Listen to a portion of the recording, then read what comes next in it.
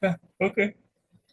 Oh, good afternoon, Josh, and welcome to another session of organic chemistry. So for this one, we'll just continue yung Markovnikov's rule, no? So last meeting we already started Markovnikov's rule. So when we say Markovnikov's rule, I mean this rule is also applicable to other addition reactions. Okay, so we'll be using the hydrohalogenation. So hydrohalogenation as our model reaction or model reaction for this. Okay, so we have this example wherein an asymmetrical alkene, let's say a propene, no? So this is an asymmetrical. So, and then we're going to perform hydrohalogenation, so addition of HCl. So, dun kasi sa previous problems natin sa last meeting natin, right? Kasi lahat sila symmetrical pa. So what if we have this propeno na unsymmetrical alkene? So where will be the HP added and chlorine be added? So we need a guide here, no? So that we can properly designate the addition of H and Cl to the carbons of your alkene. So we use here the Markovnikov's rule, no? So the Markovnikov's rule states that the addition of HX, this is quite similar. Yung ito, itong unang statement na to, Josh, ito yung quite similar dun sa sinabi ni Markovnikov talaga, dun sa book niya, no, or dun sa publication niya, na if we will be adding HX to an asymmetrical alkene, the hydrogen atom adds to the less substituted carbon atom. So, ano meaning ng less substituted carbon atom? It means that is the carbon that has the greater number of hydrogen atoms to begin with. So, ibig sabihin, yung hydrogen atom na mayaman na sa hydrogen, siya pa yung madadagdagan ng another hydrogen. So, you can also think that we know yung saying natin na rule of thumb na sinabi ko last meeting na the rich gets richer. So the more hydrogen you have, so yung hydrogen, dun din siya madadagdag. Or if your carbon in your alkene is more substituted, that carbon will receive the halogen. Okay? So ganun yung concept ni Markovnikov. Discuss na natin siya last meeting. And then we proceeded with some examples, no, of Markovnikov. So take note that the Markovnikov's rule is actually based on carbocation stability. So if you will recall, dun sa mechanism ng hydrohydration natin, excuse. So, if you will recall dun sa mechanism ng hydrohalogenation natin, we will be forming a carbocation there. So, if we will be forming a carbocation, ano yung possible doon? A rearrangement can occur, and at the same time, yung stability itself will affect the path of your products, no? So, if that is the case, the basis of Markovnikov's rule is the formation of your carbocation in the rate determining step of the mechanism, which is the first step, no? Siya yung slow step natin. Tapos, eto, we'll have this propeno. Yung H kasi dito, if we will add it to the more substituted na uh, carbon, no, from your original alkene, this one will lead to a primary carbocation. However, if we're going to add the hydrogen in the carbon with more hydrogen atoms to begin with, a secondary carbocation can be formed. So take note, secondary carbocation is more stable than primary carbocation. Ngayon, i-check mo to, Joshua. Ito na yung sinabi ko sa general rule. So, if you already have the secondary carbocation or primary carbocation, if you can form a more stable carbocation by doing rearrangement, ganyan, you may do so. Okay? So, kasi stability pa rin naman to. Okay? So, with this, the secondary or the second path is preferred versus the first one. And hence, the Markovnikov's rule. No? So, we also discussed that Markovnikov's rule can be easily explained by the Hammond postulate. It's based on their energy. So, ayan no, na-discuss natin to last time. Na yung intermediate natin na carbocation, kapag mas stable yung carbocation, it will have a lower energy and therefore it will be fast, it will be formed faster compared to the first one. No? So, kasi nga, mas mababa yung energy natin eh. So, mababa din yung EA or activation energy. So, we can form the more stable carbocation faster, thus leading to that product, no? Yung mas substituted na product. Okay? So, ngayon, ito yung modern statement ni Markovnikov's rule. Kasi, hindi lang, ito kasi yung clue mo dito, Josh. Nagkataon kasi sa hydrohalogenation, yung H natin, sino nga siya? Kasi di ba yung mechanism ni electrophilic addition involves what? In general, Josh? Can you recall? Involves two successive what? Yung general mechanism for electrophilic addition. Hmm. Ano yung mechanism ulit, Josh? Involves what? Yung pag-attack na yun ng H ni alkene dahil si H ay isang mhm. Anong type ng reaction yun? Yung dun sa both steps, step 1 and step 2 ng electrophilic addition. These are actually what?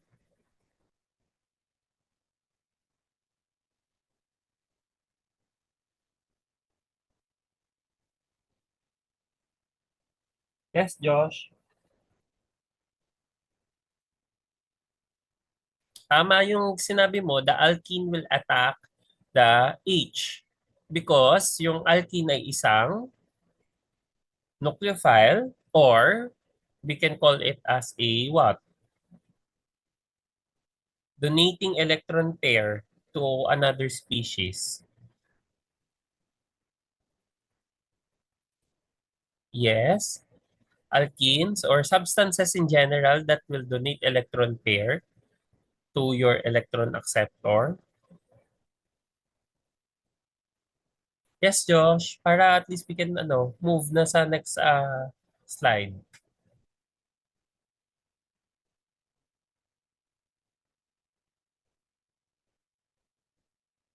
Hmm. Electrophilic addition involves what? Two successive what?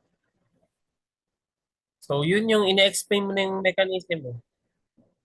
Two successive bond breaking. How can you break the bond? In what reaction? Via what reaction? So yung alkene na electron rich, ia-attack niya yung hydrogen dun sa HX na electron poor. So ano yun? Anong reaction yun? Alkene is a what? Anong ano niya? Ah, electron description natin for alkene. Of course, it's electron rich or it's also called a what?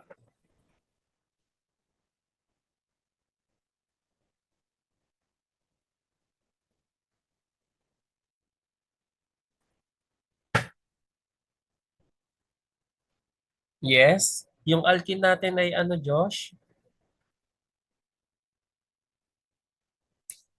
When it in terms of electrons, electron rich siya, di ba? So anong term natin for electron rich na substances or chemical species? So inorganic, we usually call them what? Kasi electron pair donor sila eh. Yung alkene, electron pair donor ito.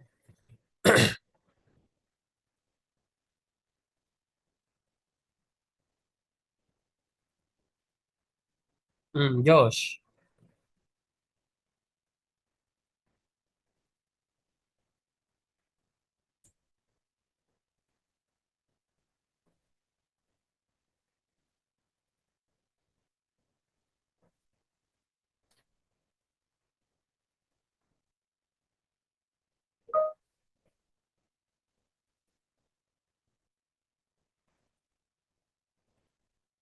Yan. O, so yung alkene, di ba? Ayan.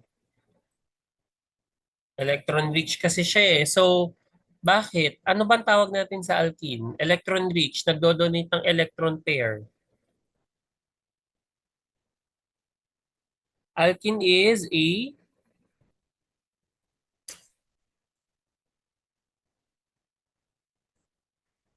so alkene is a nucleophile and it's also a Lewis base at the same time, no? So kasi nga nucleophilicity parallels basicity.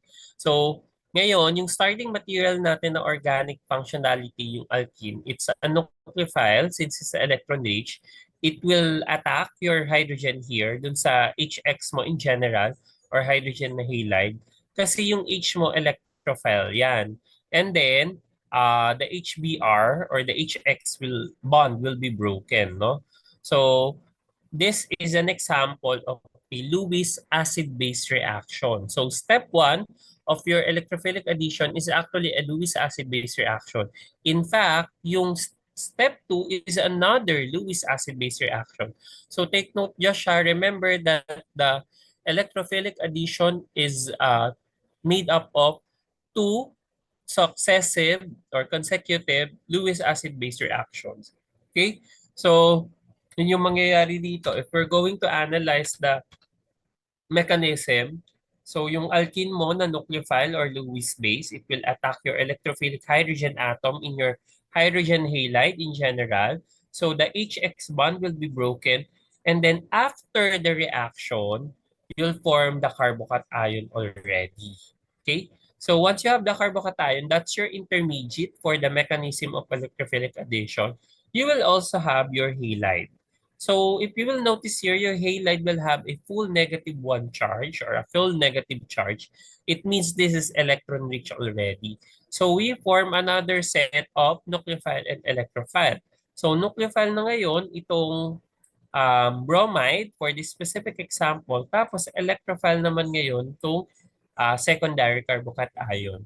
And then yung second step, that will be meron lang dito nagkaroon ng rearrangement kasi nga like what I mentioned, no, in general, Josh, once you form a carbocation, please try to look if you can form another or a more stable carbocation by doing hydrate shift or metal shift, no. So a metal shift happened here so that you can form the from secondary carbocation transform to tertiary carbocation before nucleophilic attack by bromide, no.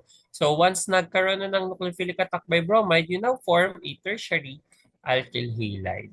Okay? So this is another Lewis acid-base reaction. So in general, electrophilic addition consists of two successive Lewis acid-base reactions. And at the same time, carbocation is the intermediate. The carbocation can do rearrangement so that a more stable carbocation can be formed, lower in energy, more stable, faster to form. And then, um, you add the hydrogen in such a way that a more stable carbocation will be formed. So, yon. That's the reason why yung modern statement ngayon ni Markovnikov, generic na siya, hindi na lang siya hydrogen and halogen kasi sa HX naman kasi siya talaga nag-start, no? So, in any electrophilic addition involving an intermediate carbocation, the more stable, more substituted carbocation is formed by the addition of electrophile to the less substituted carbon.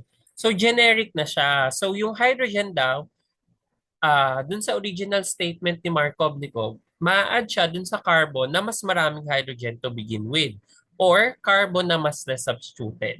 So similarly, dahil electrophile si hydrogen dun sa HX mo, no? So yung electrophile mo, in general, will be added to the less substituted carbon or to the carbon with more hydrogen atoms. That will be the modern statement for your Markovnikov's rule. This one eliminates the ambiguity if we don't have HX, no, as your reagent. Paano kung hindi HBr to? Kunwari, yung katulad ng example kahapon, ICl. So yung iodine doon, yung iodine chloride, di ba? So yung iodine doon, siya yung electrophile mo. Hindi naman yung hydrogen, right? So saan mo ngayon i-add yung iodine? Yung iodine will be, since it's an electrophile, it will be added to the carbon with less substituents or more hydrogen atoms. Okay. Clear ba yun, Josh? That's summary for Markovnikov's rule. Okay. So with that, we're ready to move on dun sa another feature ng hydrohalogenation and electrophilic addition reactions. No? So take note that dun sa step 1 natin, we form a carbocation there, right? So may carbocation ka. Yun yung sa step 1 ng mechanism eh. Um, if that is the case, the trigonal planar atoms of your carbocation can react with the reagent from the directions. It's either above the plane or below the plane. Okay? So, like what I mentioned, no, naturo ko sa'yo, Josh, dun sa stereochem, if we will be starting with an achiral molecule, dapat it should have achiral products. And that will still hold true for this. No? So, pero take note, sometimes new stereogenic centers are formed from hydrohalogenation. So, take note, yung race mates ba, Josh? Ano sila? Acting as what sa solution? Chiral or achiral? Yung mga race mates or racemic mixtures.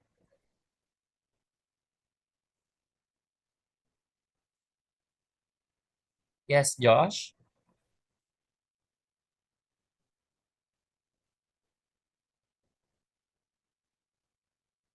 Hmm. Yung race mates or racemic mixtures, acting as what sila?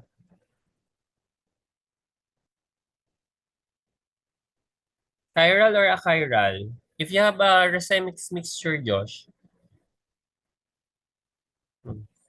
kapag nag-analyze ka, what will you notice dun sa ano mo, sa race mates mo or racemic mixture? Still there, Josh? Again?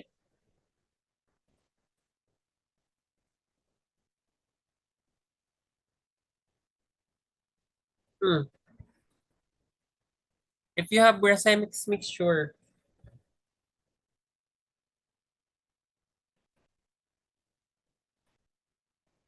enantiomers, right? O do you define ano, racemic mixture?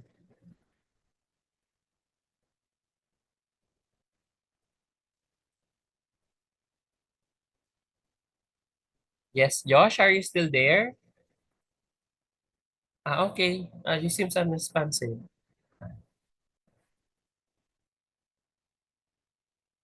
Okay, so we have a 50-50 enantiomer dito, right? So 50 enantiomer A, 50 enantiomer B. So technically, kung achiral yung starting material natin, since if we will be forming a semi mixture, no?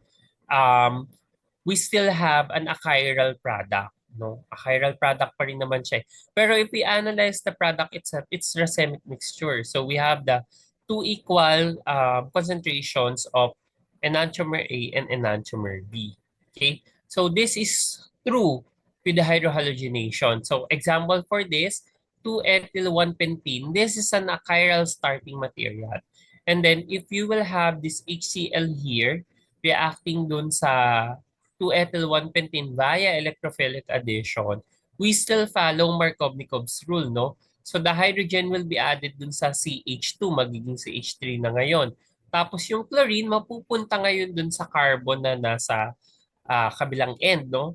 The other end of your alkene. This time, this will form a new stereogenic center. Since you have a new stereogenic center here, we can have two enantiomers, no? So, two enantiomers must form A and B. Ang tanong kasi ngayon dito, may preference ba tayo kung si A ba o si B ang mabubuo? Right? Kasi regioselective na so far, na-establish natin na ang electrophilic addition is regioselective. So, in fact, ang electrophilic addition is also stereoselective, no? So, or we can form specific stereoisomers via electrophilic addition. So, balik tayo dito sa example natin, no? This one can attack your HCl either above or below the plane of your alkene. So if it's above, ganito yung mabubuo mo and you still have a carbocation, no, na trigonal planar. And if it's below the ring, no, or below the plane rather, you still form a carbocation na can be attacked above or below ng trigonal planar mo, no? So, both modes of addition generate the same achiral carbocation. So these are identical carbocations and they are still achiral. Yun nga lang, upon addition of your chlorine, no, or chloride ion rather, so upon addition of your chloride, this can happen equally. Either your chloride can attack above the plane of your carbocation or below the plane of your carbocation. So if that is the case, we will be forming yan, racemic mixture here. So these are enantiomers, no? So nucleophilic attack of your chloride on the trigonal planar carbocation also occurs from two different directions and then forming two products A and B having new stereogenic center. So take note, yung A and B natin dito ay enantiomers. And if you will notice, since the attack from either direction occurs with equal probability, a racemic mixture of A and B is formed. So it means ang hydrohalogenation can be performed via syn addition or anti-addition. Yun yung pinaka bottom line nito, Josh. Dahil equal yung chance, no, either umatak si chloride sa above nung carbocation or below the carbocation. We can have syn addition, we can also have anti-addition, 50% chances for each, no. So with that, enantiomers or racemic mixture will be formed, no? So that is the case for this one. And what if, wait lang, putulin natin to. What if we have this reaction?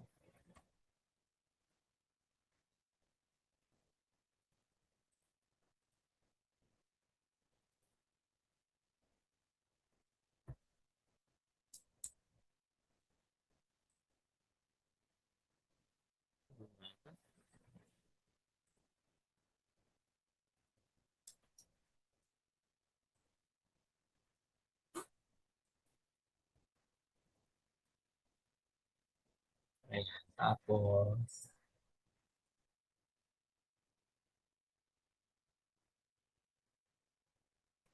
yep, ganun ang mangyayari nga. Wait lang. Uh, Practice. Eto,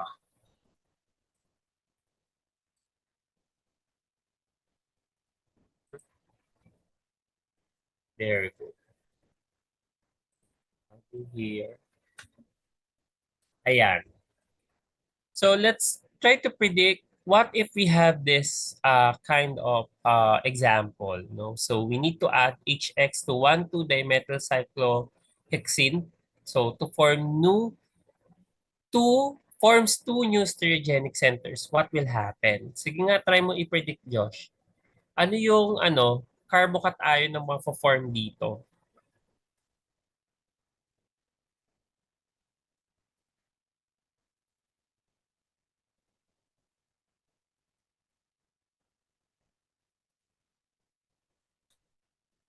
Hmm. Yes, Josh. O sige, try mo i-predict. So your hydrogen here can be added into what carbon? Symmetrical ba ito?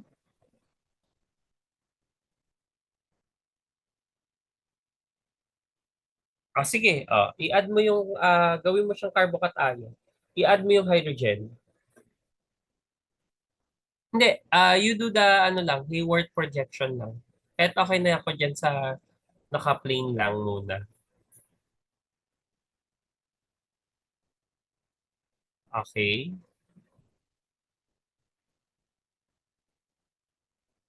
Wait, saan ako nag-add ng hydrogen? Wait. Saan ako nag-add ng hydrogen?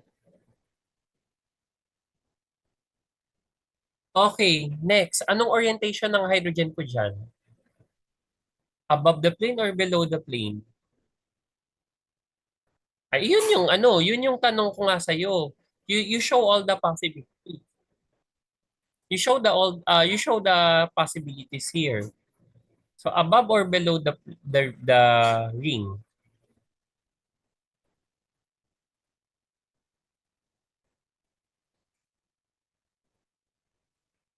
Okay. So it's either yan. So ibig sabihin yung metal mo nasa taas. Okay. So we're not sure so far, 'di ba? Okay, dalawa siya. And then next, asan yung isa? Okay. Okay, good. So this is CH3. CH3 to ha. Metal yan. And then, after nyan, Josh, i-a-attack ko na ngayon yung chlorine. Okay. Where will you add the chlorine there? Above the ring or below the ring? Bakit both sa taas? Yun yung preference mo?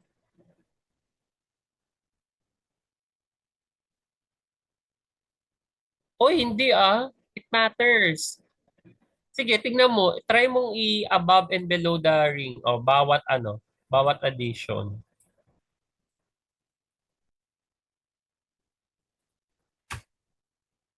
We'll check.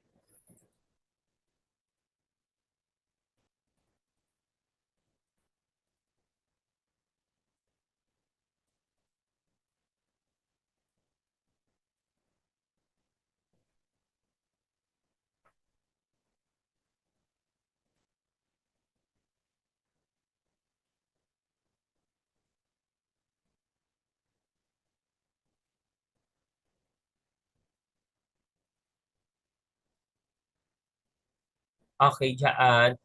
Inad mo sa taas. Tapos H. Asan yung H mo? Pakita mo na lang din yung H para at least hindi tayo malilito. So, this is your H, right? Okay, good. That's still your H. Pero this time, you're going to add your chlorine sa baba, right? Okay. Methyl. Okay, good. Stop muna dyan. Josh, ano tong dalawang to? Are they the same molecule? No? So ano sila? So ano sila? Enantiomers ba tong dalawa? Hindi sila enantiomers? Ano talaga? Enantiomers or hindi? Hindi sila enantiomers. Hmm.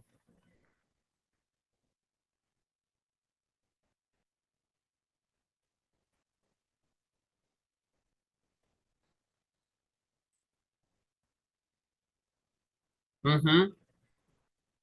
And then? Sige, continue.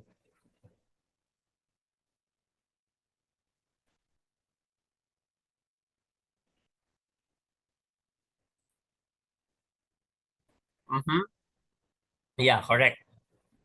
So, yung A and B mo ay ano? Okay, so diastereomers yung mga yan. Ito. So, these are diastereomers. Form ko muna ha, D. Sige, continue mo yan. This time, nasa above yung hydrogen. So, similarly, we will add chlorine either sides, no? So, ito, dalawang nakasis na methyl.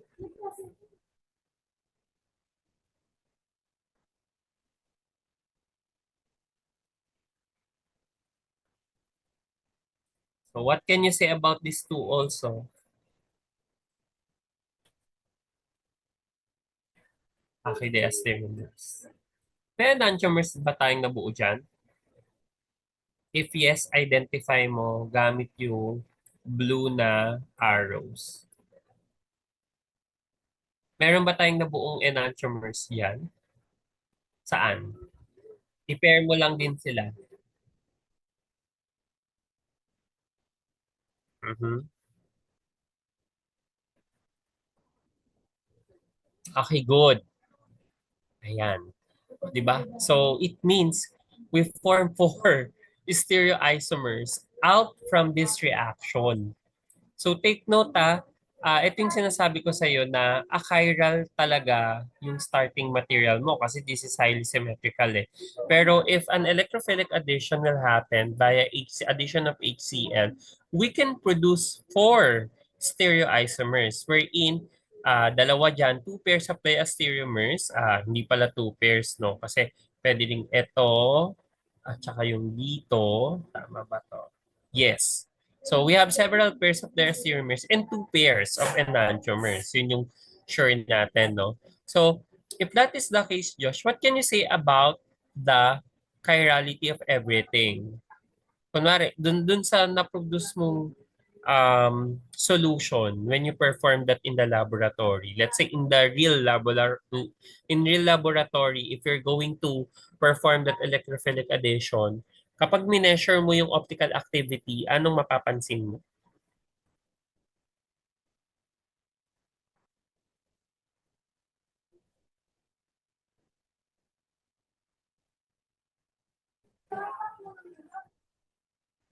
Pag tinignan mo, i-check mo yung mismo, kunwari, may compound ka na ganyan, tapos nilagyan mo ng ATM. Anong optical activity niyan? Dapat ay correct. Zero, no? So, walang movement ng polarizable light mo. So, kasi nga, equal yan sila lahat. Okay? Sunod kong tanong, may sunod akong tanong dyan eh. Wait lang. Saan ba dito? Ayan. Sino yung sin, sino yung anti-addition sa among the four stereoisomers na nabuo mo? Sin addition of HCl and formed by anti-addition.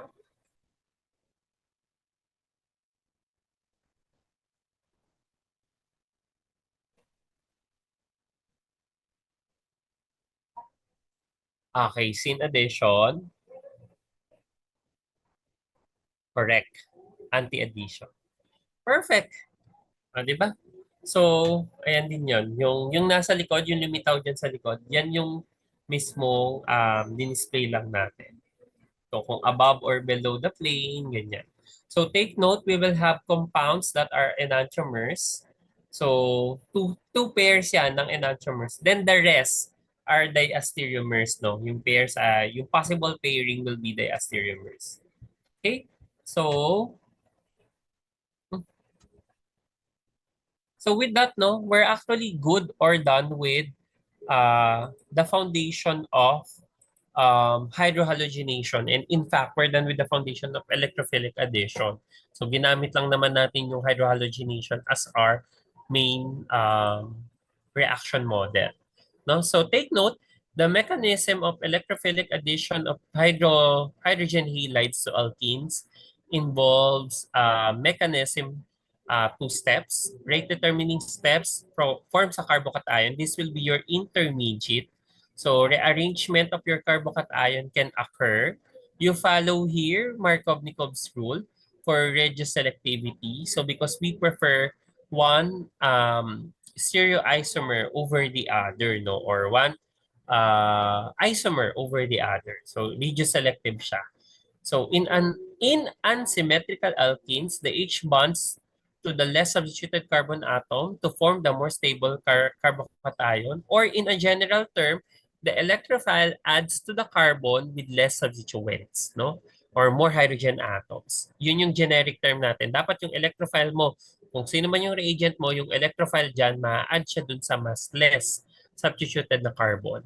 Tapos, yung stereochemistry niya, both can occur, syn addition and anti-addition for hydrohalogenation. So, with this, we can now answer this, one problem lang naman ito. Pa-screenshot na lang nito, Josh. No problem.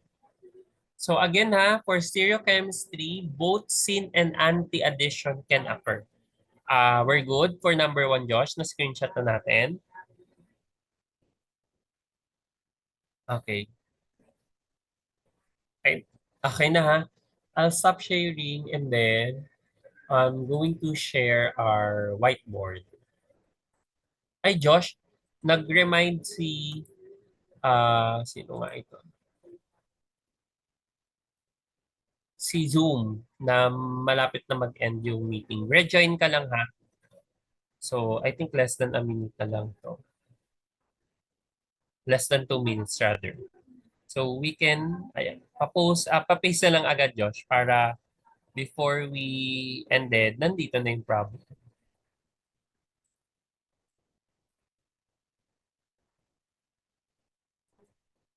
Ayan na, nandito na yung whiteboard. Papaste na lang agad, Josh. So, ang tanong ay, draw the products including the stereochemistry of each reaction. So, we have two items lang naman. So, the first one is a ring din, no? A cyclohexene ring. And then, one, two, one, two, three, five. So, 1, 5, 5, trimethyl cyclohexene. And 1, 2, 3, 4. 1,4-dimethyl cyclohexane. So the first one reacts with HBr and then the second one reacts with HCl. Sige, Josh. Papaste na. Nasaan na yung ano? Ayan. Para kahit mag-end, nandyan na siya.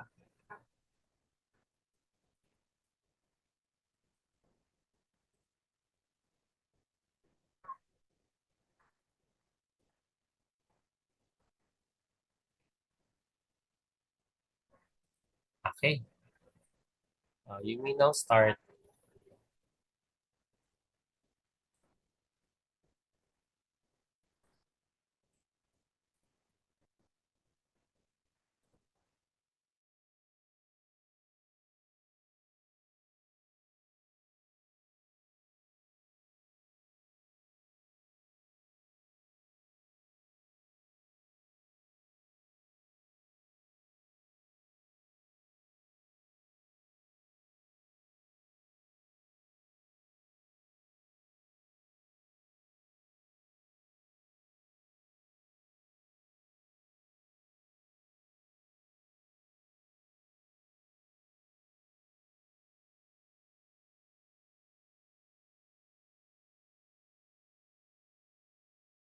Ayan. Hi, Josh.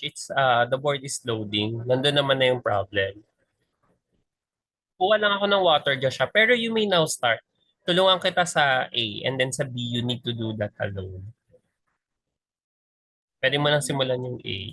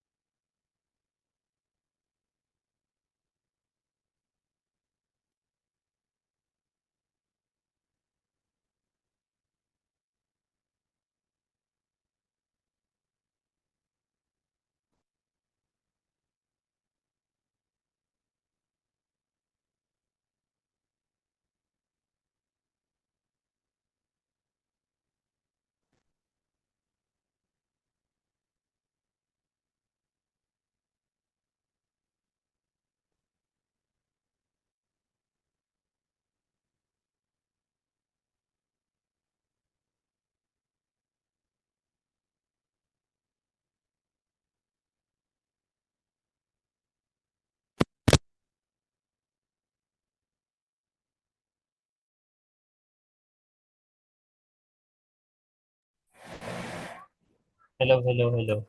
Ayan. May sounds ba?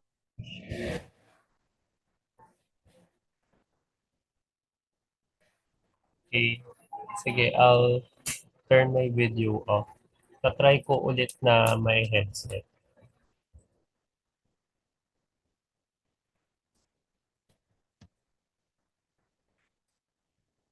Ayan.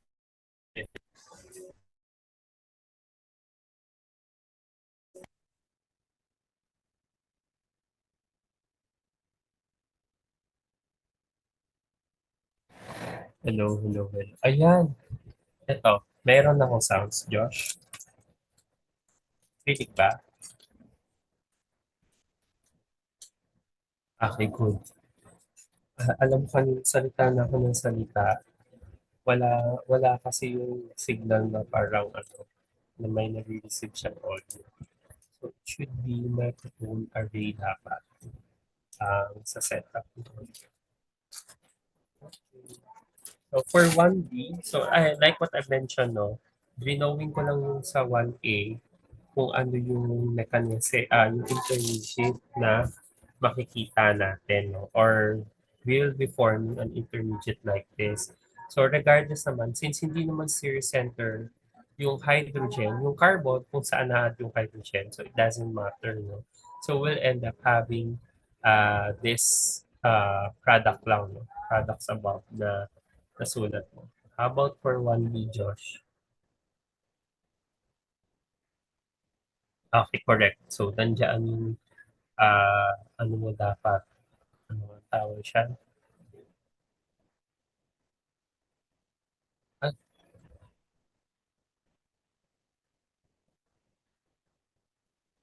Ah, carbocat ion na mabubuo mo ay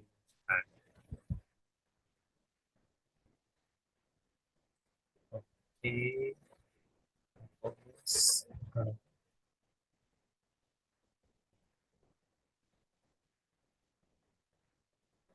so lagay ko lang din yung intermediate mo dito na nabuo. Intermediate natin,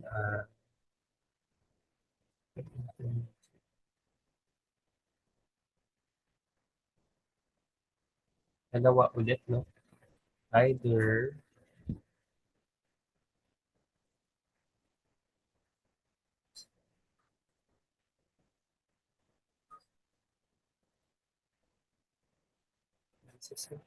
tayo.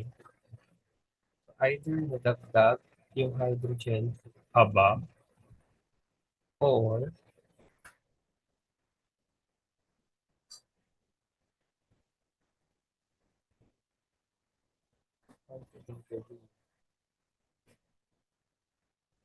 this one doesn't matter as well. Okay. Yeah, very good. Nakuha mo agad yung products. Ayan yung dalawang products na hinahanap natin. So this one at saka this one. What can you say about the products, Josh? Ano yung relationship nila? Ito, siya both 1A and 1B.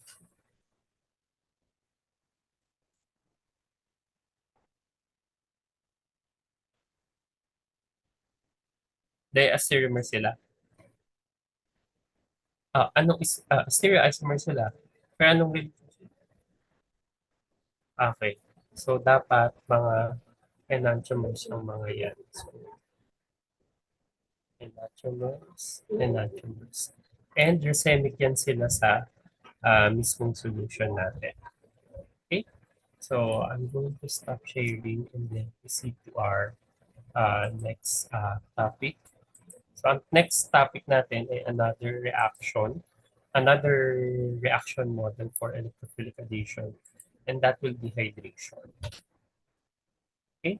So we're good with hydrohalogenation. So take note, Josh, no? Kung ano yung mga applicable kay hydrohalogenation will be also applied to the next, no? Uh, will be applicable also to the next types, no? Ng electrophilic addition. So the fundamentals of electrophilic addition will hold true sa mga susunod na reactions natin. Okay, so when you say hydration, this is actually the reverse, no? Or opposite of dehydration. We're going to form alcohols here. So, di ba, pag dehydration, losing water. So, therefore, from alcohols, we form alkenes. Dito, baliktad. So, yung alkene, siya yung starting material natin. Tapos, mag-a-add tayo ng water and then we form alcohols. Yun nga lang, um, for alkenes, no, we need to have a catalyst here, and usually acids ito. No? So hydration is the addition of water to an alkene to form an alcohol. So this is acid catalyzed, and the acids most used to catalyze this reaction are dilute aqueous solutions of either sulfuric acid or phosphoric acid. So sa laboratory, Josh, usually sulfuric acid yan okay na. No? Pero sa industry, you can also use phosphoric acid.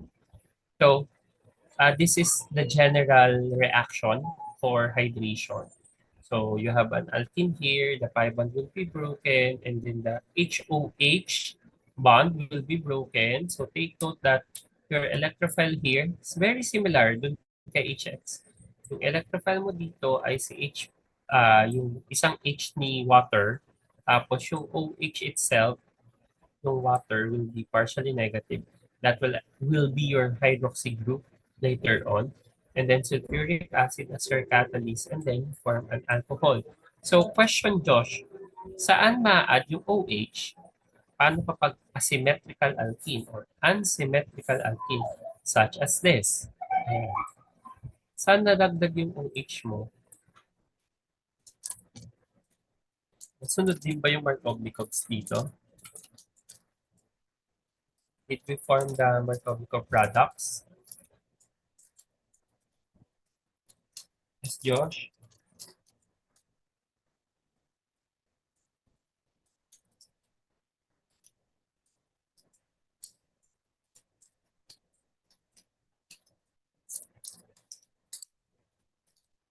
Nabuo ba natin ang Markovnikov products din, Josh? Did we form the Markovnikov product? Okay. So, yung OH ay nadagdag saan? Sa pinaka-substituted. So, similar ito sa hydrohalogenation, no? So, yung OH natin na-add, yan, dito sa mas substituted. Say, same din dito na-add sa mas substituted. Okay. So, with that, we can move on. Ano ngayon yung mechanism ni uh, hydration. So actually similar yung first two steps similar to dun sa uh, hydrohalogenation. So the alkene will act as your nucleophile or Lewis base and donate electron pair to your H, one of the hydrogen atoms in your water molecule. So that will be broken to form hydroxide. No? So hydronium rather. Hindi pala to hindi water, hydronium yung kasi nga acid catalyze siya, no? So we need to have hydronium muna dito. So H+. plus. So ngayon, the H+ plus can actually come from the sulfuric acid o kaya dun sa water itself na naka-hydronium form, no? So yung hydronium mo ngayon will be attacked by your alkene, the nucleophile and Lewis base as well. It will attack the one of the hydrogen atoms in your hydronium ion so that you'll form water, no? Which is a weak nucleophile. Tapos, you now have a carbocation ion here as your intermediate. So take note, this carbocation ion can also undergo rearrangement kung possible, no, from a primary carbocation, kung possible, gawin mo siyang secondary. Kung from secondary, kaya mo siyang gawing tertiary, you may do so by having metal ship or hydride ship. And at the same time, we follow Markovnikov's rule here so that a more stable carbocation ion can be formed. We add the hydrogen atom to the less substituted carbon. Para yung carbocation natin, yung positive charge will sit atop the more substituted na carbon. So stable, more stable na carbocation siya. And then the second step, your nucleophilic attack, no? So si water ngayon, yung nucleophile mo, mag-a-attack siya dun sa carbocation. However, if you will notice, oxonium siya. Okay? So oxonium atom yung oxonium ion yung mabubuo mo kasi you still have oxygen positive here. Para yun yung purpose ni step 3. Yung step 3, you will now lose your proton there. The extra proton will be abstracted by water itself, by another molecule of water, to form back your H3O+. Kaya siya acid catalyzed. So take note, the acid, your H hydronium ion, H3O+, was used in step 1 and is regenerated in step 3. So hydration of alkenes is an acid catalyzed reaction. Okay? So, okay ba tayo sa mechanism, Josh? Itong hydration? Okay, we're good. So, we can move sa next slide. So, for the next slide, we can actually add alcohols, electrophilic addition pa rin ng alcohols. Markovnikov's rule can still be followed. So in unsymmetrical alkenes, the H adds to the less substituted carbon to form the more stable carbocation. That is your Markovnikov's rule. Tapos, yung hydroxide mo will be, or yung water, kasi initially water yung mag-react dun sa carbocation no? The water will be added to the carbon with more substituent, no? Or less hydrogen atoms to begin with.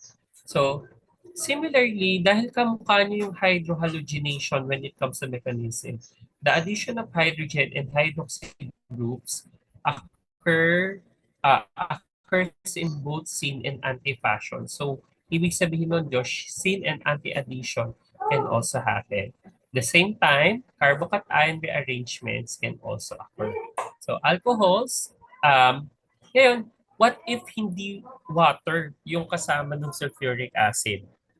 No? Yun yung tanong ko. Paano kung alcohol din? Let's say methanol.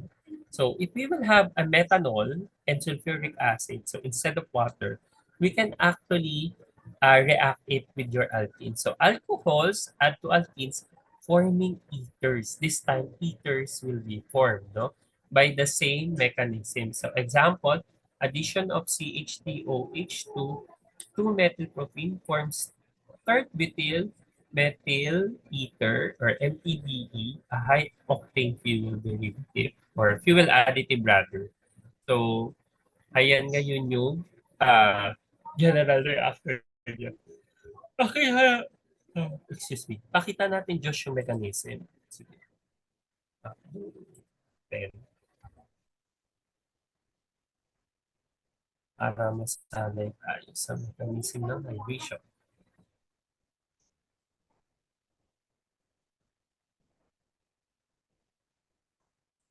Okay.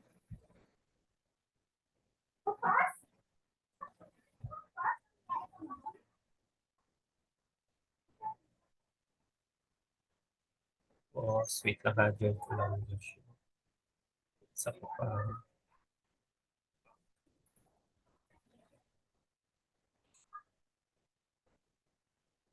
Pakita natin yung mechanism niya. Pero magiging ether. Instead of alcohol ang mabubuo, ether yung mabubuo natin. Sige, sisimulan ko lang siya tapos ikaw na ang ayan. Natin. Fix ko na siya. Oh, napunta dun sa dulo.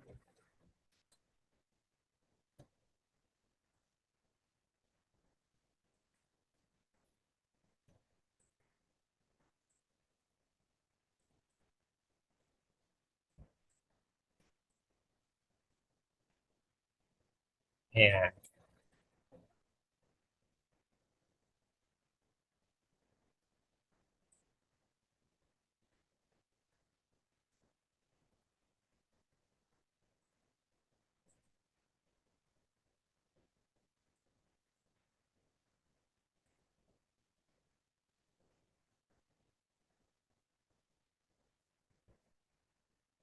Okay. So let's have the mechanism of this one. So we have here uh, yeah,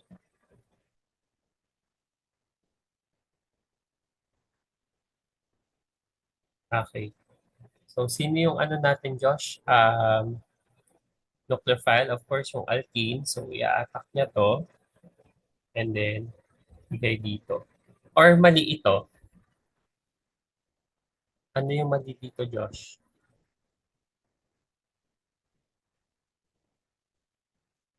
May mali ba dito? Hmm.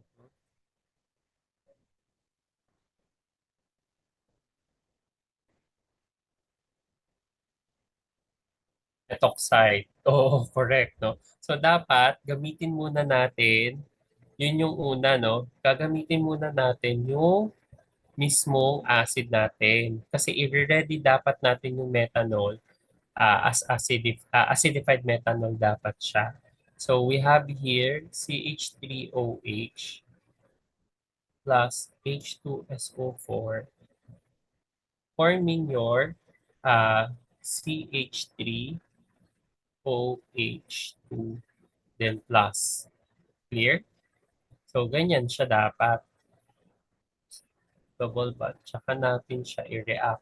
So, we have here your H and then O, CH3. Ayan. Then bigat. And then you'll have here your, saan ko i-add yung H? Markovnikov will hold true. Nandito yung ngayon yung H. So, okay na yan. No? Sundan mo na. Ikaw ngayon ang sumunod. Hmm. Anong kasunod na reaction niyan, Josh?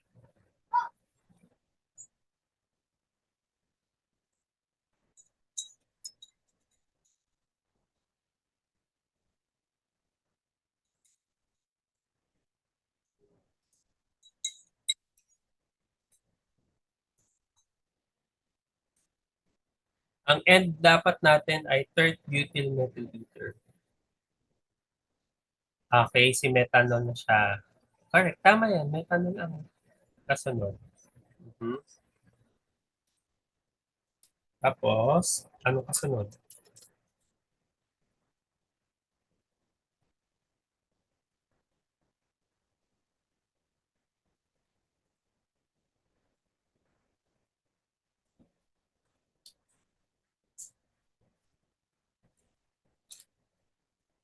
Mhm.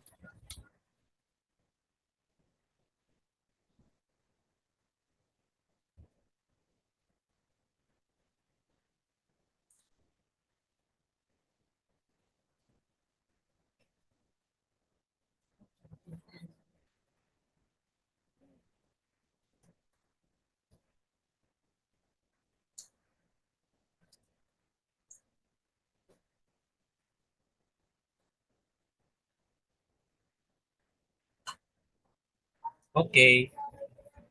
Buo na ba natin? Yep. Third butyl methyl ether. Ano po? Yeah, that's it. No? That's our mechanism for this. I'll stop sharing ko lang.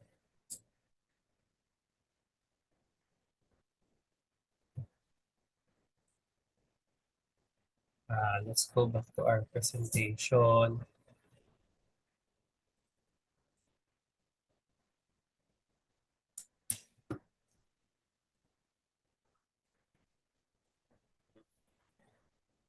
Ayan, sharing na siya.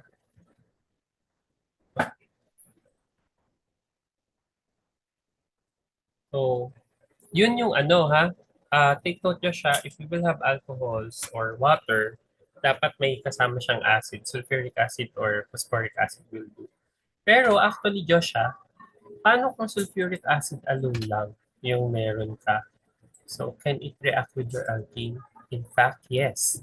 No, so when alkenes are treated with cold concentrated sulfuric acid, they dissolve because they react by electrophilic addition to form alkyl hydrogen sulfates. The mechanism is similar for that the addition of hydrogen halide. So let's say you have your alkene here. Your alkene itself can react with sulfuric acid, so cold concentrated sulfuric acid. So you need to have a high concentration of sulfuric acid here. Ayan. So, i-attack niya yung acidic hydrogen ni sulfuric acid to form your bisulfate, no? So, once you have your bisulfate, the hydrogen will be added to the less substituted carbon. We follow Markovnikov's rule here. Tapos, if rearrangement can happen, you may do so, no? Tapos, yung mismo bisulfate mo, yung HSO4 negative, siya yung a-attack dun kay carbocation, excuse me, kay carbocation. So, that will form this alkyl hydrogen sulfate. Okay? So, yan yung tsura nung end product natin here. So we have here hydrogen added to your carbon and then the other end of your alkene, meron ka ng hydrogen sulfate na substituent. Ngayon, ano naman kung meron kang hydrogen sulfate? So the addition of sulfuric acid, na-mention ko na to kanina, regioselective, it follows Markovnikov's rule also. You can also do rearrangement. No? So propene reacts to yield isopropyl hydrogen sulfate rather than propyl hydrogen sulfate via Markovnikov's rule. No? Ito yung sa Markovnikov's rule natin. Yung hydrogen ay na-add dun sa uh, dulo, sa terminal ng alkene, no? Hindi dun sa masubstituted na side ni alkene because you need to form secondary carbocation. Once you have these hydrogen sulfates, no, alkyl hydrogen sulfates, Josh, we can easily hydrolyze them to alcohols by heating them with water. So, di ba may Ayan. Ito siya ha. May propene ka. Pag cold sulfuric acid lang, alkyl hydrogen sulfate ang mabubuo. Okay? Or this is the isopropyl. Isopropyl hydrogen sulfate yung mabubuo. Pero once we heat them up with water, we can now form the alcohol the alcohol part. So leaving group mo to OSO3H. Via SN2 na to ngayon. So via SN2, the water will attack your carbon containing the hydrogen sulfate and then you form water here. So the overall result of the addition of sulfuric acid to an alkene followed by hydrolysis is an alcohol. And you now form back your H2SO4. So ano rin siya, no? Parang acid catalyzed na um, reaction or hydration. There are times kasi, Josh, gusto mo alkyl hydrogen sulfate. Madali na kasi itong palitan. This is really good for SN2 na starting material. Kunwari, gusto mo itong palitan sa hydrogen sulfate ng something, amine, halide, etc. This can easily be replaced, no, via SN2 mechanism. Okay? Clear ba tayo dito, Josh? Yes, Josh? Okay, ah. So, kuya, tandaan mo yon. Yung sulfuric acid alone na cold, it can react it with alkene itself to form alkyl hydrogen sulfates. Pero yung alkyl hydrogen sulfates, kapag sinamahan mo lang siya ng water, hinit up mo siya, alcohols na yung mabubuo.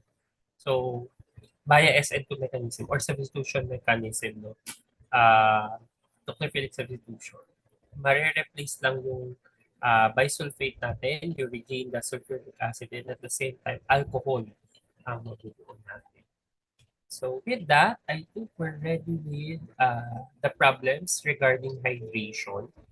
Uh, Pa-screenshot nito, Josh. Nung 1, 2, 3. Okay na ba? Sige. Tapos ako yung mag-screenshot na 4 and 5.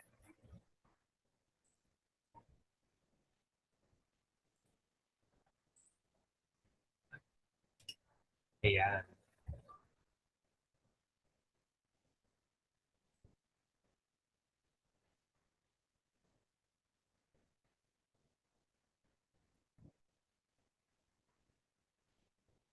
Okay. Stop sharing.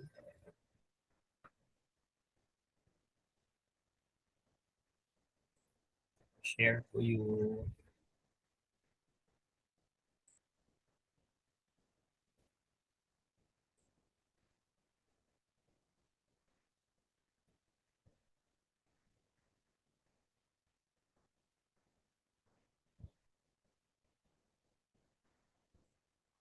Ayan, ito yung mechanism natin kanina ng ano, no, yung formation ng ether. So, yan, nasa sayo yung 1, 2, 3, Josh. Nagigit ko na yung point.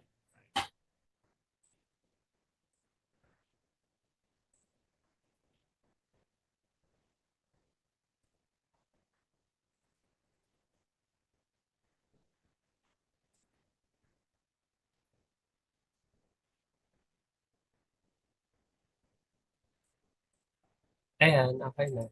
Josh, kapag pwede mo na idikit yung 1, 2, 3. Kapag nag-end yung meeting, return ka lang ha. Meron pa less than 2 minutes for this meeting.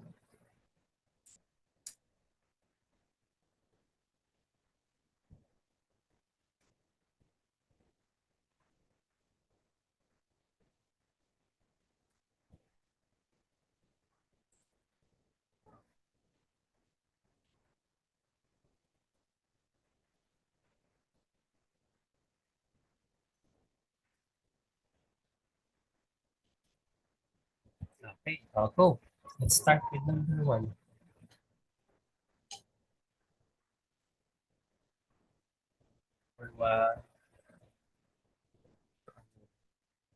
practice it.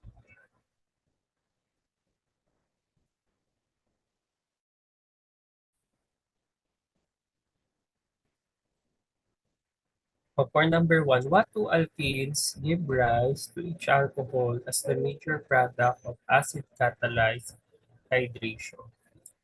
Okay. So retro to, no? So we're given with the product and then we're asked for the alkenes, no? Na binigay. So let's have here 1A.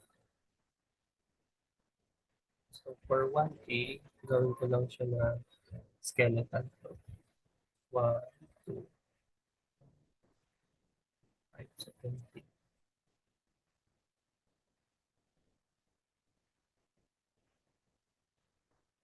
Okay.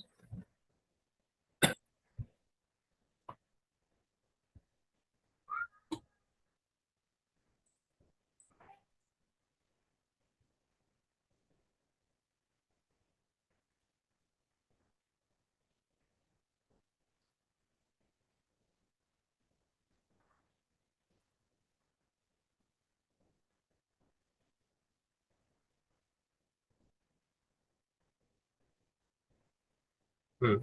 Ayan, Josh. Ano ang ano natin dito clue kung paano natin siya magagawa. So ano daw yung two alkenes ang pwede natin dito? So ang clue natin dito is yung OH tsaka yung H. Dapat hahanapan natin yung OH tsaka H, no? Kasi dehydration siya eh. So I can think of, pwede ko kunin yung H dito or another H dito. Okay?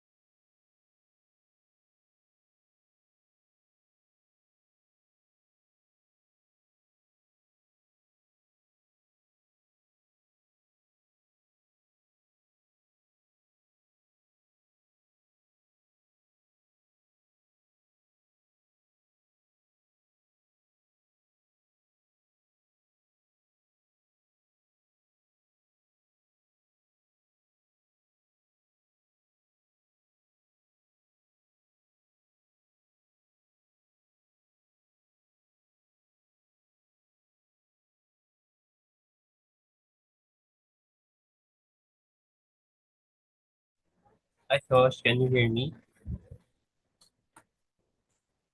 Ayan, dinig ba ako? Okay. So, yung number one question, ano siya? Parang retrosynthesis. No? Binigay yung alcohol and then we'll predict the two alkenes kung saan siya pwede manggaling. So, ang approach natin dito, ayan, tinuturo ko sa yung approach. So, for number one, ayan, yung pentane na pentanol na binigay. 2-methyl, 2-pentanol. Um, Hahanap lang ako, siyempre yung OH ya, matatanggal yun eventually for dehydration, right? So, hahanap lang din ako ng beta hydrogen na pwedeng matanggal. Tapos, we try to predict saan yung possible, most possible positions, no, na pwedeng tanggalan ng hydrogen. So, in fact, pwede rin din dito kasi this is also beta hydrogen. Ayan. So, tatlo, no? Pero regardless, similar na kasi ito. Ayan. Equivalent ito, Josh. These two, equivalent hydrogens naman sila.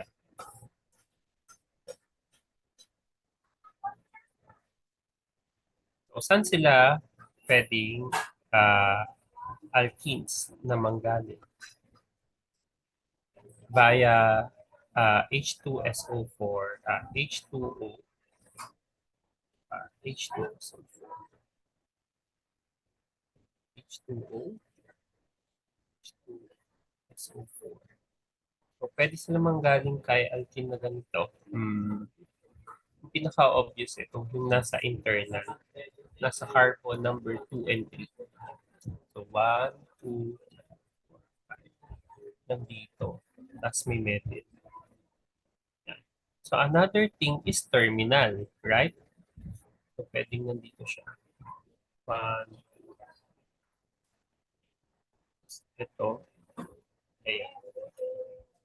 So, ayan, yung sagot. Dalawa, yan yung dalawang alkenes na pwede niyang panggalingan. Equivalent naman kahit yung nasa taas yung gawin natin double bond. Either ayan or ito. So, either way, you'll form or end up having the same product. Okay, you do 1B and 1C. Where 1B, ang end product mo daw, Josh, ay ito.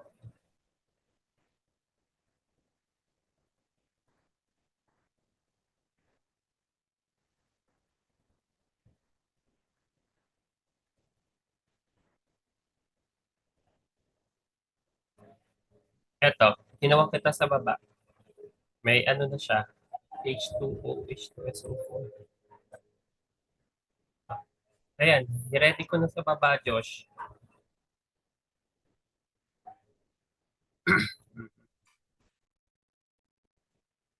Okay na yung 1A ha.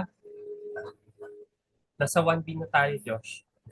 Check mo yung nasa pinakailalim. Ginawa na kita. Susulat mo na lang yung mismong alpine.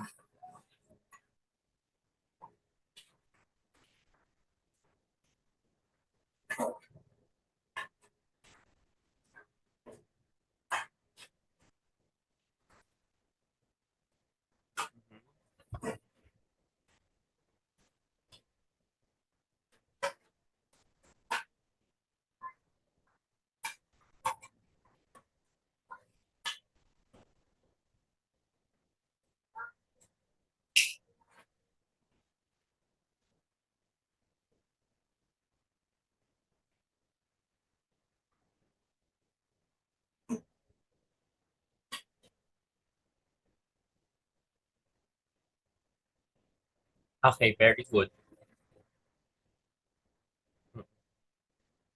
So, ano naman to eh, wala pa tayong stability ng alkenes, no? Wala naman tayong pakay doon kasi ang kailangan lang naman natin, dapat mag-end lang sila ng same product. And at the end of the day, they will still have the same product kasi nga nagpa-Markovnikov's rule regardless kung ano yung starting alkene mo. Okay, we're good with number one. How about number two? We try to finish everything to 1 to 5 within the given time. dahil ito yung last slide natin for this session, Josh. For number 2, what stereoisomers are formed when one protein is treated with H2O and H2O? Siguro pwede natin ito. Hindi ito yung number 2. So, ano daw? 121. Mhm.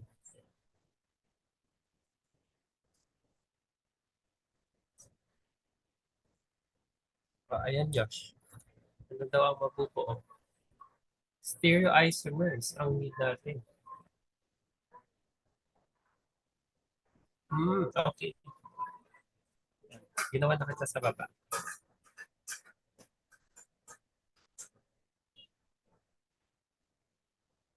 Mhm. Pero stereoisomer, correct. Kasi naging ano yan eh. Naging stereocenter to Josh. Yung carbon 2 mo, stereocenter na yan.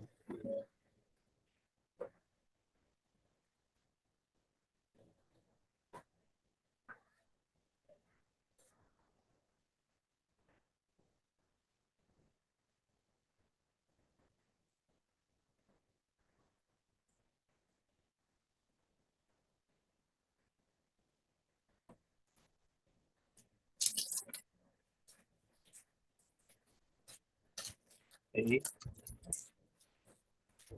Great. Yan. Nandito ano mo siya. Butin lang. Okay.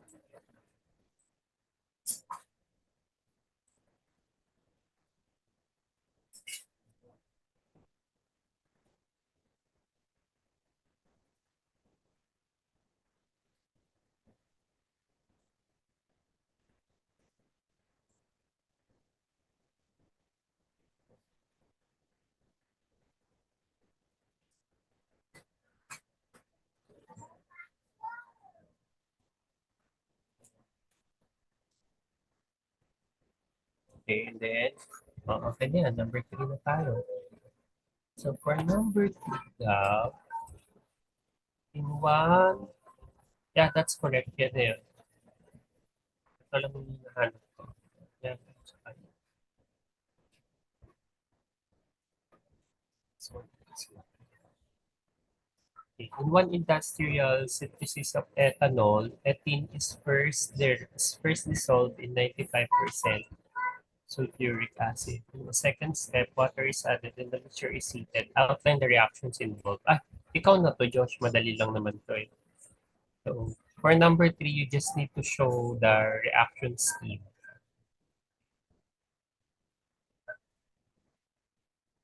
No, reaction scheme lang naman. In one industrial ethene is first dissolved in 95% sulfuric acid.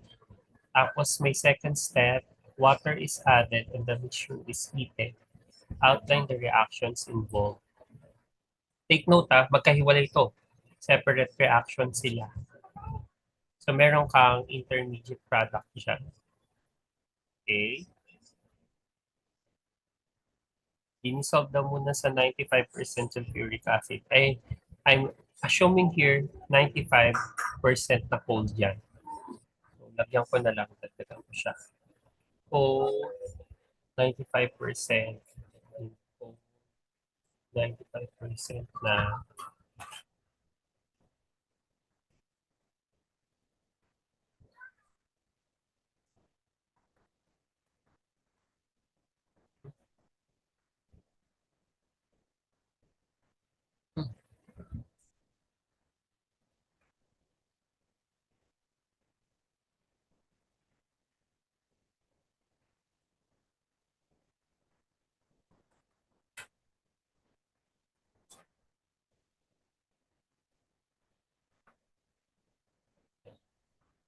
cold 95%.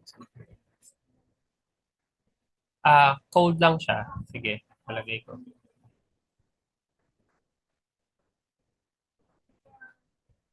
Diyan lang. Stop muna yan. Pag ganyan, Josh. Kasi maghiwalay sila ng step eh. Anong mabubuo mo dyan? Uy, meron. Hydrogen sulfate. Alkyl hydrogen sulfate ang mabubuo mo.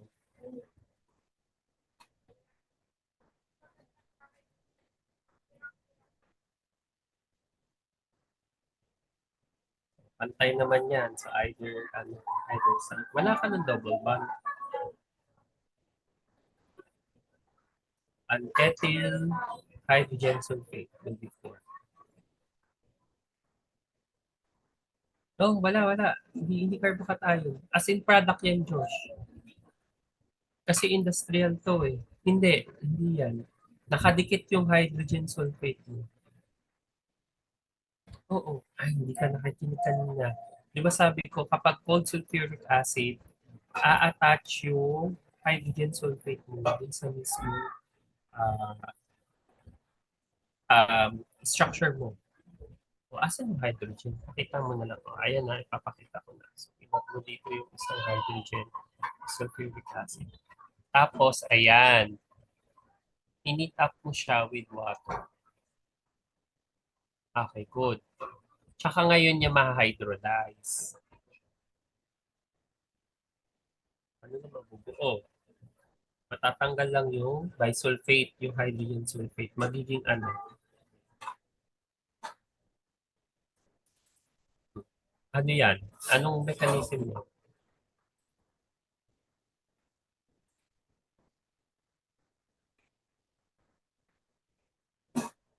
Ito yung ano mo, product intermediate.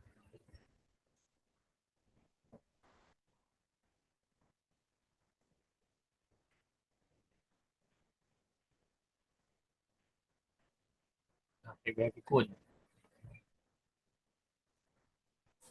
Yan, via substitution.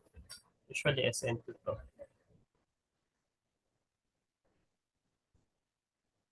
Nucleic addition. So, PA, ang mechanism.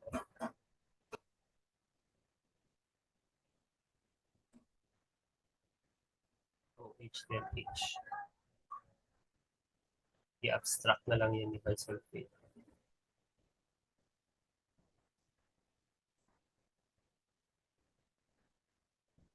Yeah, bisulfate. Para magkakagulo yung sulfuric acid.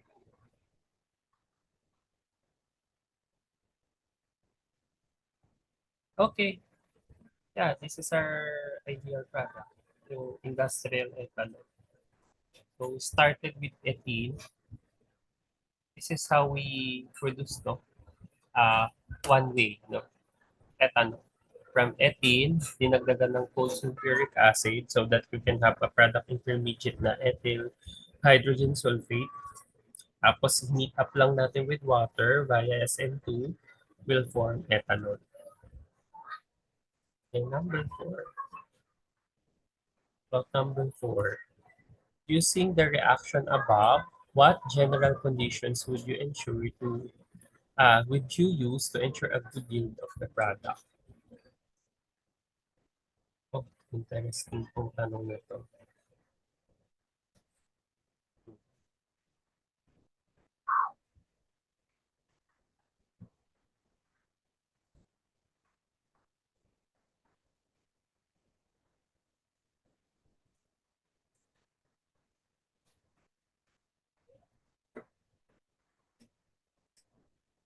Okay. For letter A, Josh, ano daw yung general conditions na need mong i-employ para promoted yung reaction na yan? General conditions would you use to ensure a good yield of the product? Take note, may reverse reaction siya. Ito yung reverse siya.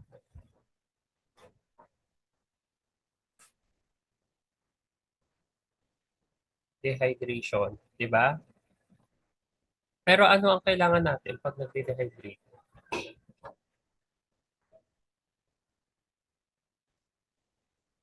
Oh, heat lang. Hindi naman pwedeng heat lang kasi kailangan may nucleophile ka rin. Alcohol, tapos gagawin mong alkene. An- Okay, correct, may acid. So, yeah, sulfuric acid. Yeah, sulfuric acid can also be placed there. Tapos, ay. So, yung A, paano mo ipopromote tong hydration? Yun yung tanong. Yung letter B, yung letter B naman, paano mo naman maano? Yung letter B, paano mo ipopromote yung dehydration? Kasi reversible pala sila eh. Right?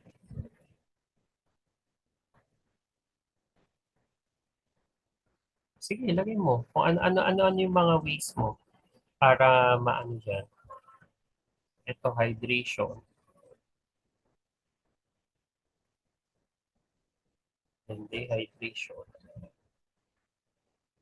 Paano mo ma-promote yung two reactions?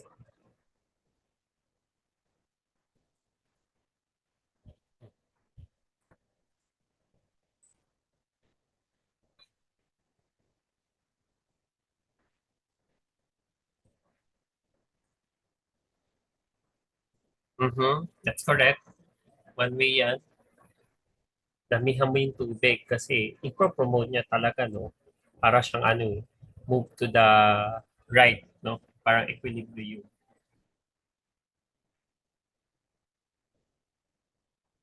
Low temperature. Correct? Kasi ang elimination, it favors, high temperature favors elimination. Mhm. Very good. O, ano pa?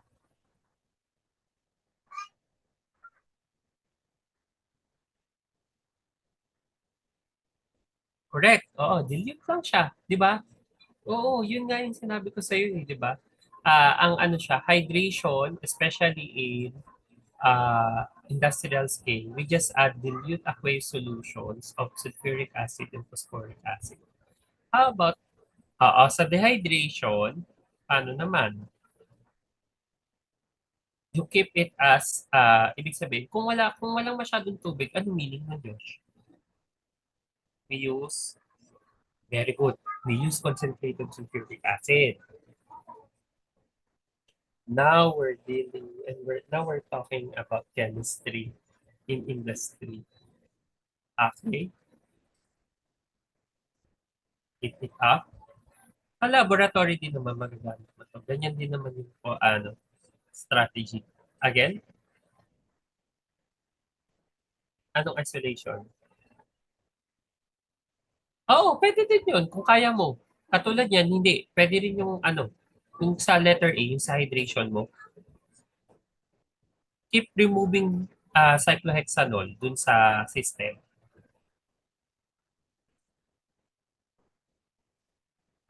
I'm pretty sure baka yung alkene yun. Feeling ko lang, check ko lang. Cyclohex, check natin. Kasi nagka-hydrogen bond si nagka-hydrogen bond si cyclohexanol eh. Si cyclohexene wala. Si cyclohexene, tama ba? Tama nga. Cyclohexene. Na talaga kasi ano lang yun. Correct. That's correct. Ano pa? Meron pa ba tayo? Concentrated acid. Wala na yung reduced water kasi concentrated acid na yung ginamit natin. Heat it up, distillation. Okay, very good. Yeah. You've created good propositions or good proponents or good proposed actions so that we can promote either hydration or dehydration. Depende sa need mong reaction. So, very good. Yun, alam mo Josh, ito yung hindi masasagot kapag inaral mo lang by pattern yung organic reactions. Kasi, di ba, kung mapapansin mo, pwede mo naman talaga siyang aralin lang by pattern. However, para mabilis mo siyang masakop lahat ng topics, pwede naman talaga. However, yung mga ganitong tanong, hindi yan natatouch ng pattern kasi hindi naman nadidiscuss yung mechanism. Pero if you know the mechanism and how the reaction works, we can actually employ these actions, no? Or we can propose actions so that solve this. Hmm? Ano? Saan? Sorry, sorry. You want to remove the, you want to remove the cyclohexanol. Mm. Oh, yeah, magse-separation ka. Kaso lang, ano yan, nasa closed system yan, Josh, ang hirap mag-separation via decantation ng nasa closed system. Ibig sabihin, pag dinedecat kasi, you need to move the setup, right? So, what you can do there is, um, pwedeng, para ma-complete yung reaction is, dilute acid, cold temp, excess water. Hindi mo naman pwedeng i-dilute, i-distill to kasi mawawala si starting material.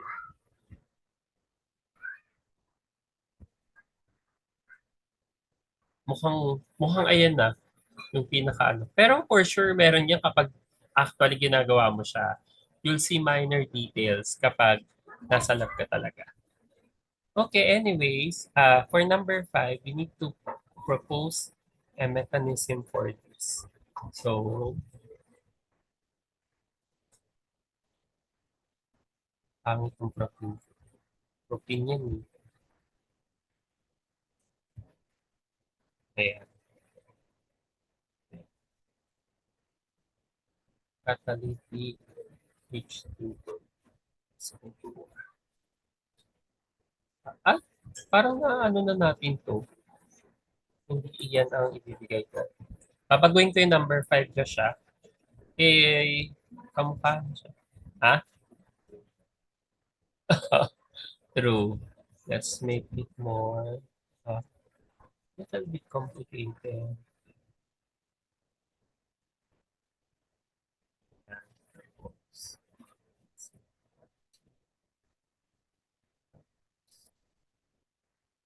Ayan.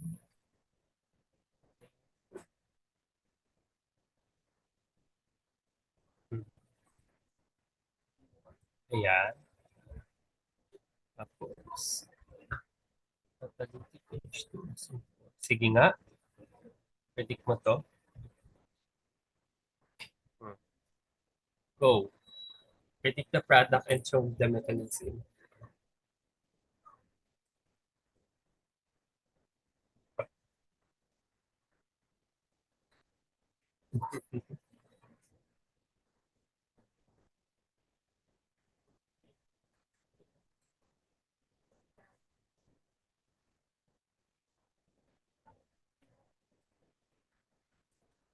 Mhm.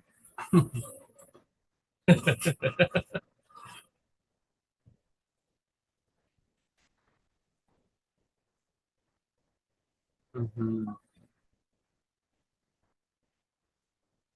Dalawa na kayo yung alkene sites mo.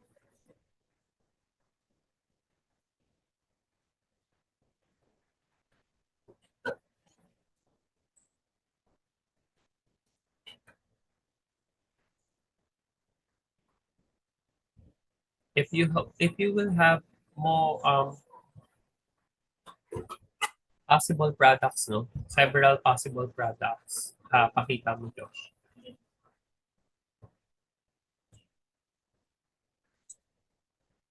Oh.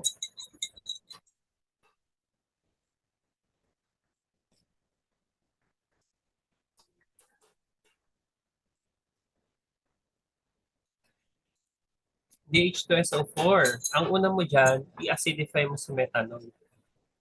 Acidify mo muna sa methanol.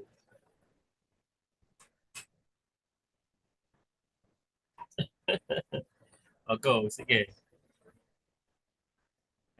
Si methanol muna. Hindi. Catalytic H2SO4 na yan. Pwede ka na dumiretso. Methanol na. Acidified methanol muna. Diba? Ether, ang mabubuo mo dyan, si acidified methanol.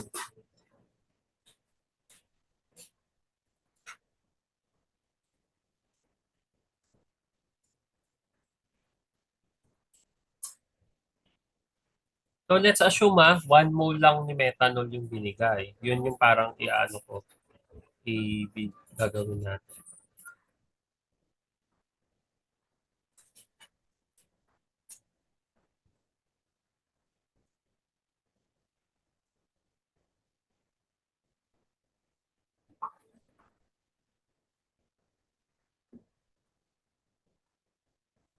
Yeah, pwede. Mhm. Yep, tama. Okay.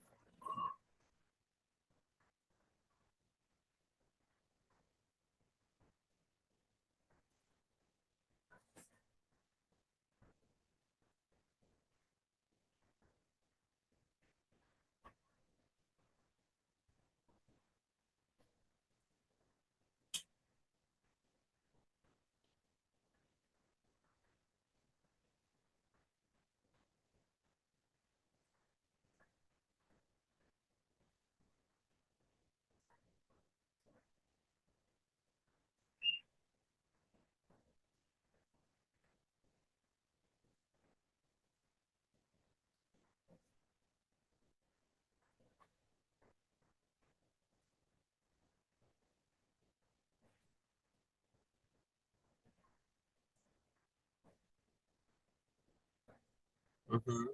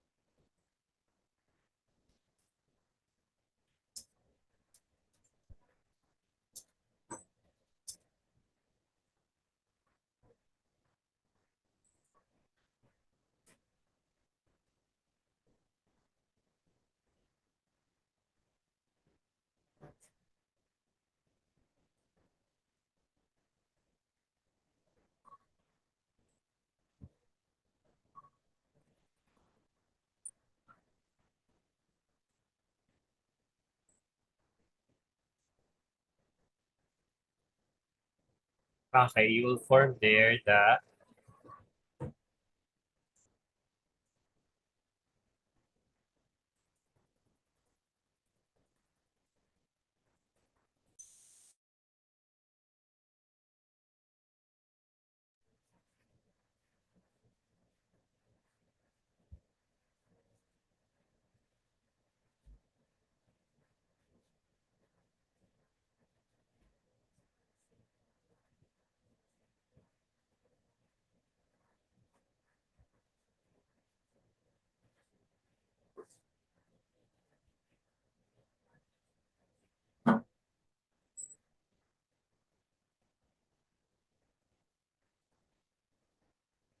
yeah, okay, correct.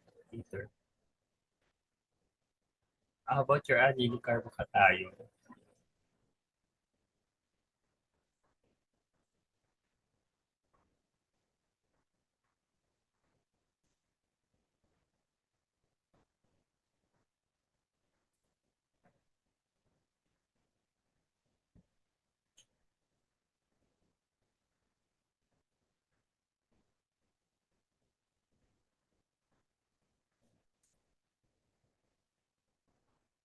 siya, you're correct. The allylic carbocation is actually more stable than your, hindi siya more stable. It's more stable compared to your primary carbocation. But similar stability when it comes to secondary. Si tertiary carbocation pa rin ang pinaka-stable among the carbocations.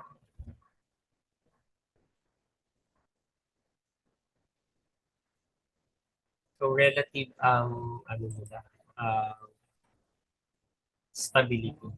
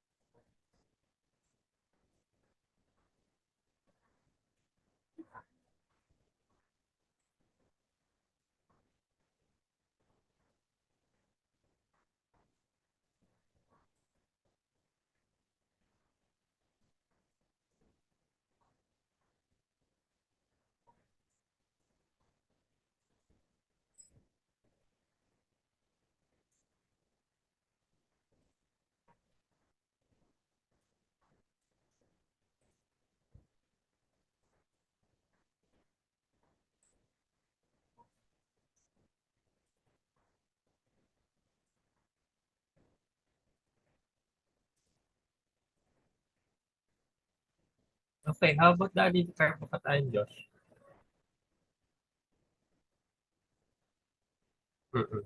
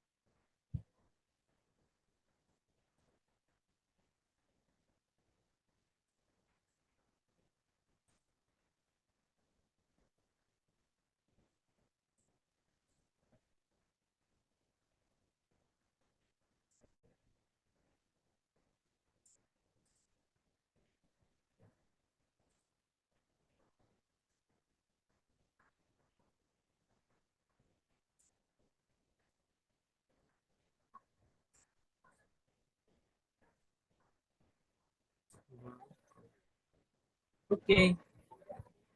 Yeah. Since we're only given with one mole lang ng methanol, so two products can be shown here. Ito at saka ito. Pero let's first decide sino yung alkene site na magre-react. No? So you are correct. This one will be more reactive because siya yung magre-create ng tertiary carbocation versus this, no?